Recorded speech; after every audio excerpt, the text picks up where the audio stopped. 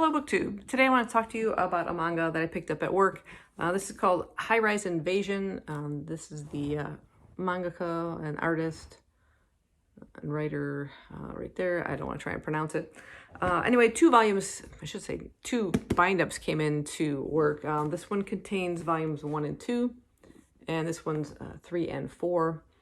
And it doesn't say a whole lot on the back of the books. The first one just says a world of endless skyscrapers. How did she get here and why? And brother and sister fight for their lives. Who is the quote-unquote god of this world? So that kind of intrigued me. Our main character is Yuri, this girl right here. And as the book opens up, it just literally says, you see her standing in a building, a dead body right there. And she just says, I just don't get this. I'm supposed to be at school. Now I'm suddenly here. And I just saw somebody get murdered right before my eyes. The killer's got a weird mask on. This just makes no sense. And there's a guy with the mask. They have these weird smiley type masks. And she takes off running for her life. Tries to get down to the ground level, finds out that the ground level's blocked off, has to go up. So she ends up on the roof. And she's desperately trying to get a signal on her phone for help. Tries to reach her brother Oni-chan, only to find out that he is somehow in this place as well, a world of skyscrapers. That's, as far as she can see, it's just skyscrapers. And there's apparently one particular building, kind of like a pointy top type thing, like a spire, that they both can see. And he just says, you know, try and make your way there. Watch out for these people with the masks.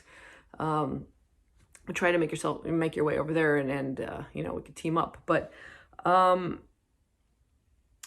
yeah, it starts out very, very choppy. It's like, while she manages to, we'll just say she manages to get away from this one that she sees committing the murder, only to see another girl at another building being chased by another masked person. So she's realizing they're more than one, and this girl is you know, yelling, help me, or whatever. And then she sees the masked person behind her, and ends up, all of a sudden, just her face just kind of, her expression changes, and she steps to the ledge, and the masked person stops pursuing her.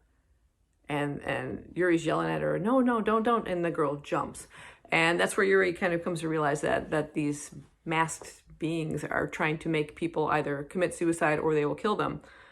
For what purpose, we don't know yet. And at that point, she just becomes so despondent, realizing that there was that gap left open for people. It's like an exit. And she decides she's going to take that exit. She can't take this world anymore.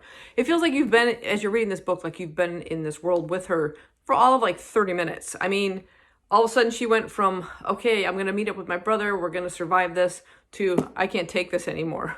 It was really kind of ridiculous. And so she's making her way over to this other building where she knows there's an exit point where she can jump off. And she's, the only way to get between these buildings, you can't get down to the ground floor, is these rope bridges. Every one of these skyscrapers has rope bridges connecting them. So she makes her way across the rope bridge going towards this other skyscraper to, you know, jump off. And she trips and falls. And she's like, oh, I've got to be careful. I don't want to get hurt. And when I read that, I'm thinking, what? Isn't she just going over there to jump off a building? Oh, please don't scrape your knee if you happen to trip off the rope bridge. That was where I started thinking, oh God, is it going to be that badly written? It makes no sense. Why even put that in there? She's worried about hurting herself as she's going up to commit suicide. Needless to say, she ends up not doing that because there's, according to Goodreads, at least 19 volumes, individual volumes of the series. Like I said, these are the only two that happen to come into work. It's very choppy, very oddly written, like that particular instance. I don't know if it's a translation issue. I don't think so, because she literally fell and just like, oof, you know, and then she drops a photo. She stops herself from jumping to go pick up the photo. It's like, you're not going to be looking at that photo in like a couple of minutes. But needless to say, like, she does not obviously take her life, and decides to continue fighting. And, a lot of the characters, there's a lot of characters that come across through here, but they're so brief. It just in for a scene or two and then gone. It's like you don't have any attachment to most of the characters. A little bit with Yuri. You do see her brother Oni-chan in separate scenes. And then there's another girl, Nisi-chan, who shows up. Let's see if I have an image of her somewhere. Let's go here. She pops up later on in the, I think it's the second volume here or so. And they end up teaming up. And I like the friendship that kind of develops between them. There are some good points. The main one being the artwork. I think the artwork is fantastic. That's what drew me to want to try that to begin with. This is one of the masked characters. Sometimes they have various weapons. This one happens to be the sniper. The artwork, yeah, it's just really very dramatic. Lots of the action scenes are done very well. I like the image of the characters. But like I said, the development of the characters leaves something to be desired. There is a lot of, violence within it. There's the typical, having, they're from school, so they're wearing the school uniforms. Of course, you got to see up the skirt every once in a while. It's just, I don't know what this happens to be. Purposeless, skin that you have to see within there. You're being chased by masked characters. Why would you decide now's a good time to take, to shower and clean up? So the girl, just so you can have a scene with them not wearing anything. Not complete nudity, but it's sort of like unnecessary. But so it is geared for older teens.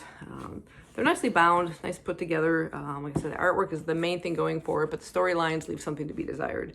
The end of the 4th volume on this one does have a kind of interesting scene that almost makes me want to continue it. If it happens to pop into the store, I will borrow it, but I'm not going to invest anything into it, I think, just because, it's only so there.